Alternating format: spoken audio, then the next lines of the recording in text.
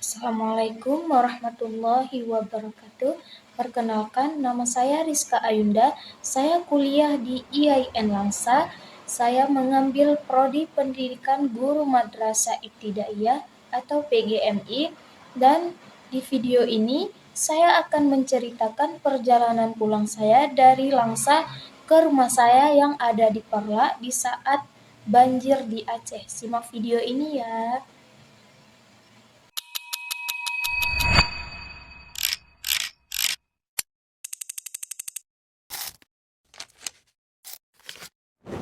Assalamualaikum warahmatullahi wabarakatuh. Ini cerita saya di hari Rabu, tanggal 26 November 2025. Saya masih berada di Langsa. Waktu itu, saya belum tahu kalau banjir sudah mulai naik di sekitar kampus Unsam. Siang hari, saya keluar dari kos untuk cari makan. Kos saya berada di depan gerbang IAIN Langsa dan alhamdulillah kos saya aman, tidak naik air. Setelah selesai makan, saya cek HP dan ternyata jaringan sudah hilang. Saat itu saya langsung kepikiran keluarga di rumah dan takut kalau mereka menghubungi tapi HP saya tidak aktif. Lalu saya coba cari jaringan kemana-mana, tetapi tidak dapat. Akhirnya saya pasrah. Keesokan harinya, di hari Kamis, tanggal 27 November, air masih mengenangi kota Langsa. Kondisi makin sulit karena stok makanan di kos sudah habis. Di kos tidak ada kompor, cuma ada kosmos, tetapi tidak bisa dipakai karena listrik masih mati. Seharian saya cuma menganjal perut pakai Indomie dan roti yang dibagi sama kawan sekamar. Alhamdulillah air minum masih ada, tetapi air untuk mandi, untuk kencing dan keperluan lainnya sudah habis semua. Singkat cerita, di hari Jumat tanggal 28 November 2025 air mulai surut, tapi kondisi saya sudah sangat terbatas. Uang di dompet tinggal sekitar 50.000. ATM tidak bisa digunakan dan makan sudah tidak ada lagi. Di hari itu adik kos mengajak saya pulang dan saya ikut. Kami pulang bertujuh, kami pamit sama ibu kos lalu naik becak menuju loket. Sampai di loket, mobil belum ada.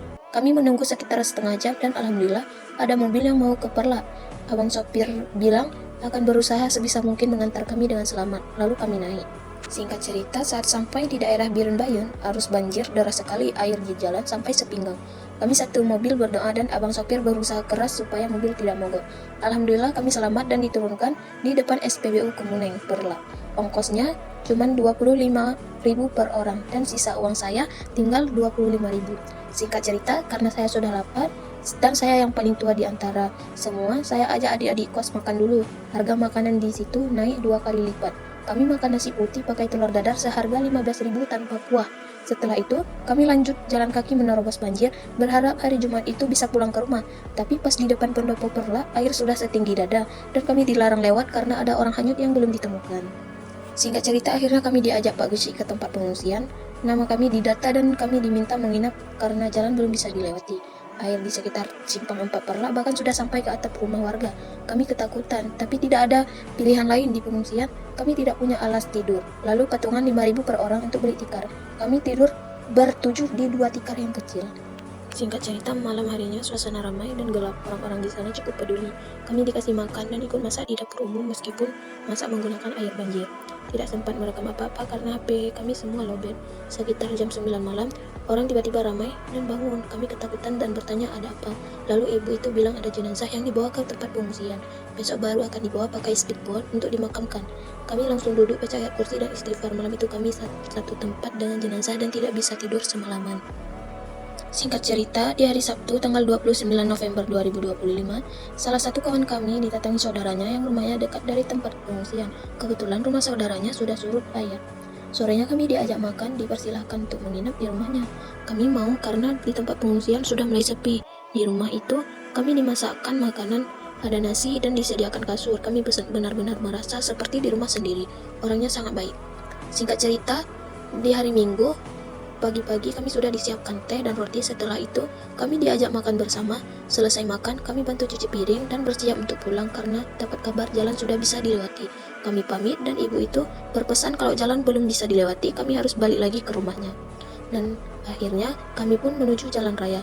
Alhamdulillah, kami langsung ditawari naik mobil sayur yang searah tujuan tanpa diminta biaya sedikit pun. Banjir masih sepinggang, sepanjang jalan kami melihat banyak rumah roboh, sawah terendam, dan padi yang hampir panen gagal dipanen. Alhamdulillah, akhirnya saya sampai ke rumah dengan selamat. Saya turun lebih dulu karena rumah saya di perbatasan Perla dan Pedawa. Sampai di rumah, orang tua saya menangis karena sebelumnya mereka ingin cari saya. Kejadian ini membuat saya trauma. Sampai sekarang, setiap hujan turun saya masih merasa takut.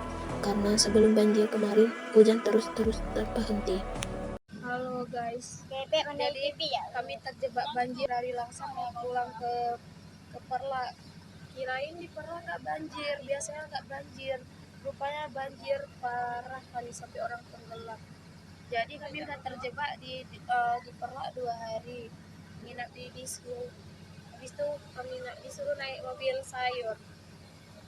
Tapi kami tetap naik biar sampai rumah. Jangan di sini terus. Nggak mandi, makan kadang ada kadang enggak, sikat gigi nggak ada.